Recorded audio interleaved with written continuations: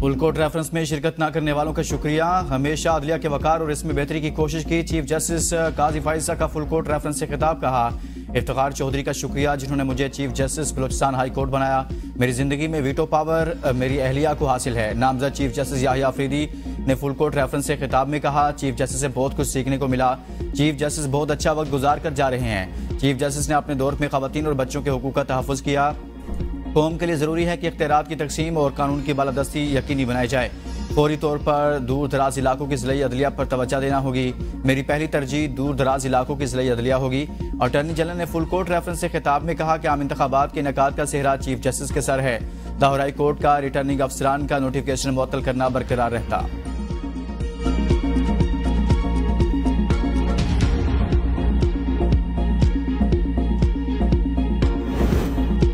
Chief justice काजी फाइज़ा की retirement पर full court reference. Justice Mansoor Ali Shah, justice Munib Akhtar, justice Ayesha Malik, justice Malik Shahzad, justice Athar Minallah reference में शरीक न हुए।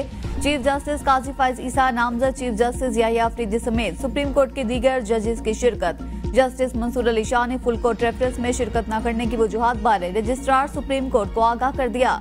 रजिस्ट्रार को लिखे अपने खत में कहा, आईनी हुदूद से तजावुज पर साबिक चीफ जस्टिस साकिब निसार के रेफरेंस में भी शिरकत नहीं की। काजी फाइज़ा के एजाज में रेफरेंस में भी शिरकत नहीं करूंगा। जस्टिस मंसूर अली शाह का रजिस्ट्रार सुप्रीम कोर्ट को खत के मतन में कहा, चीफ जस्टिस काजी फाइज़ा के रेफरेंस में शिरकत न करने की वजूहात मजीद परेशान कुन है।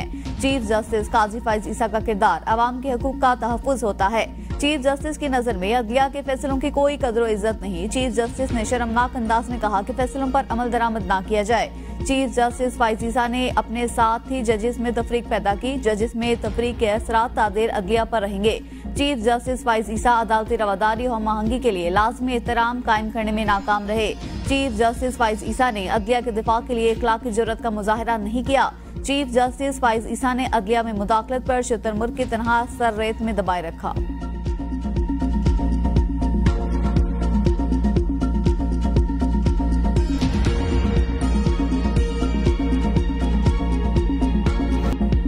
एक और अहद तमाम हुआ। काजी फाइज़ा का बतौर चीफ जस्टिस आज आखिरी रोज।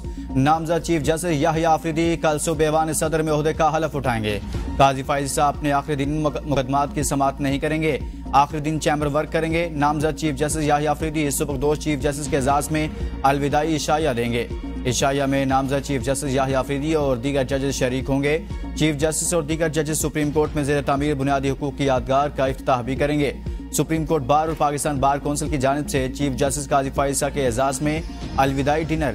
नामजद chief justice supreme court justice Yahya Afridi समेत सुप्रीम कोर्ट के दीगर जजेस भी अलविदाई डिनर में शरीक हुए। Justice Munib Akhtar, justice Athar Minallah, justice Ayesha Malik और जस्टिस शाहिद वहीद की इशाइये में अदम शिरकत।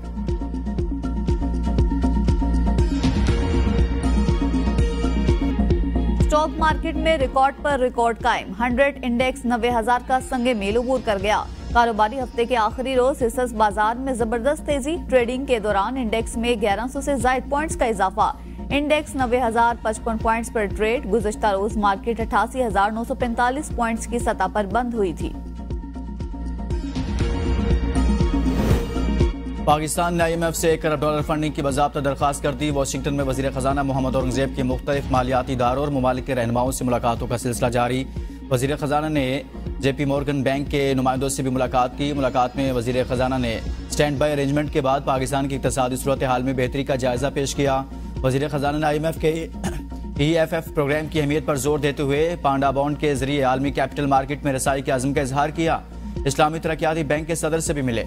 मुलाकात में वज़ीर ख़जाना मोहम्मद औरंगज़ेब ने तालीम, सेहत और दीगर शोबों में माली मामलात और मोहम्मद डैम में IDB और अरब कोऑर्डिनेशन ग्रुप की सरमायाकारी को सराहा।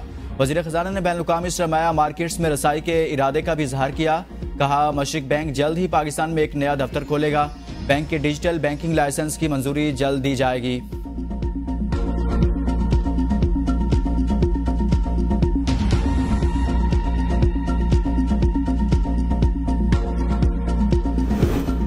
बगैर टैक्स दिए शाहाना जिंदगी गुजारने वालों के गिर्द घेरा तंग। FBR ने टैक्स नेट बढ़ाने के लिए उम्रा का डाटा हासिल कर लिया। टैक्स न देने वाले 2 लाख से ज्यादा अमीर तरीन लोगों का डाटा नाजरा से हासिल किया। क्रॉस मैचिंग के बाद इन लोगों को नोटिस जारी किए जाएंगे। नाजरा ने डाटा बैंक अकाउंट्स, जायदाद की मिल्कियत, लग्जरी गाड़ियों की बुनियाद पर तैयार किया है। एफबीआर ने इनकम टैक्स कवायद 2002 में भी अहम तरमीम कर दी। एक्टिव टैक्स पेयर्स लिस्ट को रोजाना की बुनियाद पर अपडेट किया जाएगा। टैक्स गोशवारे मुकर्ररा मुद्दत में जमा कराने वाले ही एक्टिव टैक्स पेयर लिस्ट में शामिल होंगे। ताखीर से गोशवारे जमा कराने वालों को सरचार्ज अदा करना होगा।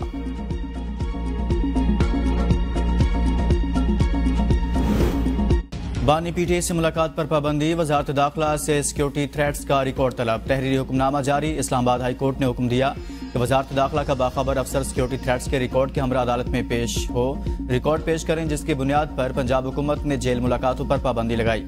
सुप्रिंटेंडेंट अडयाला जेल फिर जाती हैसियत में तलब, superintendent Adiala jail Islamabad high court पहुंच गए। अदालत ने अटॉर्नी जनरल ऑफिस को अदालती मामलत के लिए नोटिस जारी कर रखा है।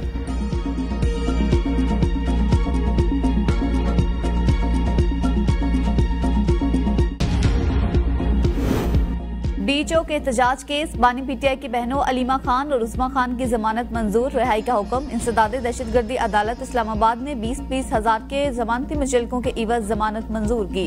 प्रोसिक्यूटर राजा नवीद ने अलीमा खान, उस्मा खान की जमानत की मुखालिफत की। अलीमा खान और उस्मा खान 4 अक्टूबर से गिरफ्तार थीं। दोनों खवातीन को पीटीआई एहतजाज के तनाजुर में गिरफ्तार किया गया था। संजानी जलसे के हवाले थाना तरनोल में दर्ज मुकदमा, पीटीआई एमएनए जरताज गुल की अबूरी जमानत में तोसी। जरताज गुल इंसदादी दहशतगर्दी अदालत इस्लामाबाद में पेश। उमर अयूब खान की जानिब से हाजिर से इस्तिस्ना की दरखास्त मंजूर। अदालत ने दरखास्त जमानतों पर समाअत 19 नवंबर तक मुलतवी कर दी।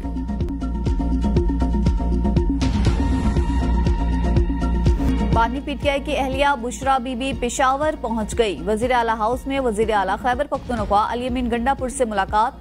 वजीर आला ने बुशरा बीबी की खैरियत दरियाफ्त की। बानी पीटीआई पर भी बातचीत। मुलाकात के वक्त मुतादिद अरकान असम्बली को बाहर जाने का कहा गया। बुशरा बीबी वजीर आला हाउस की एनेक्सी में रहेंगी। लाहौर जाने का प्लान तब्दील करके बुशरा बीबी पेशावर पहुंची। शौकत खानम से चेकअप कराने का भी इम्कान। बुशरा बीबी को 9 माह बाद जेल से रिहाई मिली। कुछ वक्त बनीगाला गुजारने के बाद पेशावर चली गई। बुशरा बीबी सख्त सिक्योरिटी हिसार में जेल से रवाना हुई। पार्टी कारकुनों की गाड़ी पर गुलपाशी। तोशाखाना 2 केस में जमानती मुचलके स्पेशल जज सेंट्रल ने जारी किए। इस्लामाबाद हाई कोर्ट ने बुशरा बीबी की जमानत मंजूर की थी। जस्टिस मंसूर अली शाह आईनी बेंच की सरबराही नहीं करेंगे। जस्टिस अमीनुद्दीन या जस्टिस जमाल मंदोखेल बेंच की सरबराही करेंगे। राना सनावला कहते हैं जस्टिस मंसूर का रास्ता हुकूमत ने रोका, लेकिन ज्यादा अमल दखल पीटीआई का है। पीटीआई किसी की हिमायत भी करती है तो इससे नुकसान होता है। पीटीआई वालों ने कहा अक्टूबर में मंसूर अली शाह आएंगे और इनका बंदोबस्त करेंगे। तरमीम में सबसे अहम किरदार मौलाना फजलुर रहमान का है। इनके दिए मुसवदे में 19-20 की तब्दीली की गई। फजलुर रहमान के मुसवदे से तहरीक इंसाफ को इत्तफाक था। बुशरा बीबी के खिलाफ केसेस के हक में हूँ, न बानी पीटीआई की बहनों के खिलाफ केसेस के हक में हूँ। अरशद शरीफ के कत्ल का मुअम्मा बिल्कुल हल नहीं होना। जो मर्जी आप करें ये बिल्कुल हल नहीं होना। वजह यह है कीनिया की पुलिस एक तारीख है, वो पैसे लेकर कत्ल करती है। अरशद शरीफ को कीनिया ही क्यों भेजा गया? इस तरफ तो कोई जाता ही नहीं।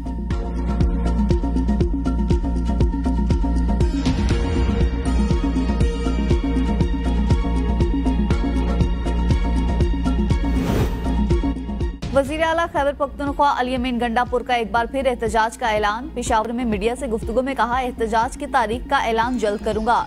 इस बार पूरे मुल्क को बंद करेंगे। हुकूमत बार बार आइन तोड़ रही है। गैर आइनी हुकूमती कामों का बंदोबस्त करना होगा। पार्लियामेंट से बाहर बैठे वर्क फ्रॉम होम करने वाले हर हफ्ते विफाक पर चढ़ाई कराना चाहते हैं। गवर्नर फैसल करीम कुंडी की कराची में मीडिया से गुफ्तगू कहा खुद जुलूस लेकर नहीं आते, सारे जुलूस केपी से आते हैं। ये लोग विफाक और केपी पुलिस की तकरार चाहते हैं। आईनी तरमीम के वक्त कहा जा रहा था कि हम चीफ जस्टिस की मुद्दत मुलाजमत में तोसी के लिए ये कर रहे हैं। हमने पीटीआई और जेयूआई के ड्राफ्ट पर अमल किया। आखिर में पीटीआई ने अपने ड्राफ्ट पर यू टर्न ले लिया। अगर अदालत ने अली अमीन गंडापुर के वारंट निकाले हैं तो पुलिस को चाहिए कि इन्हें गिरफ्तार करें।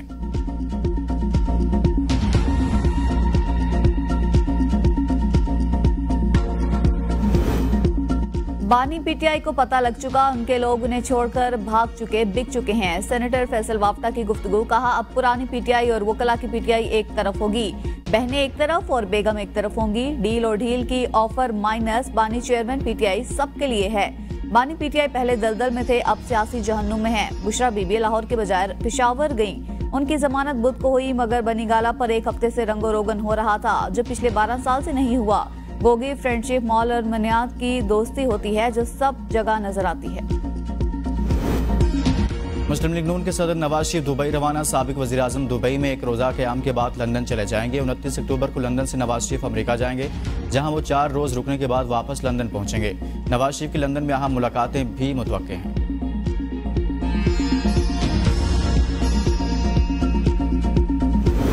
वज़ीर आला पंजाब मरियम नवाज शरीफ से बेल्जियम के सफीर की मुलाकात। दोनों ममालिक के दरमियान बाहिमी ताउन के फ़रोग और ताल्लुकात को मजीद मजबूत बनाने पर तबादला ख्याल।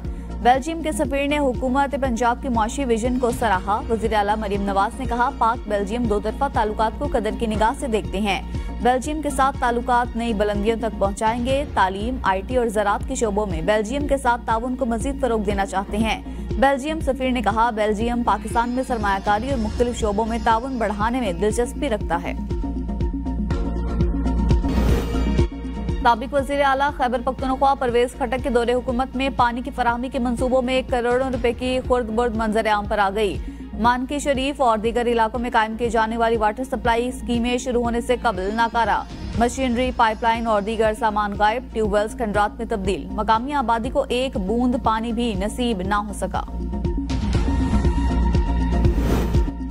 बिजली फी यूनिट 86 पैसे सस्ती। सार्फिन को अक्टूबर के बिलों में रिलीफ मिलेगा। नेपरा की जानिब से जारी नोटिफिकेशन के मुताबिक बिजली की कीमत में कमी अगस्त की माहाना फ्यूल एडजस्टमेंट कीमत में की गई। कीमतों में कमी का इतलाक लाइफ लाइन प्रीपेड के इलेक्ट्रिक सार्फिन इलेक्ट्रिक व्हीकल चार्जिंग स्टेशन पर नहीं होगा।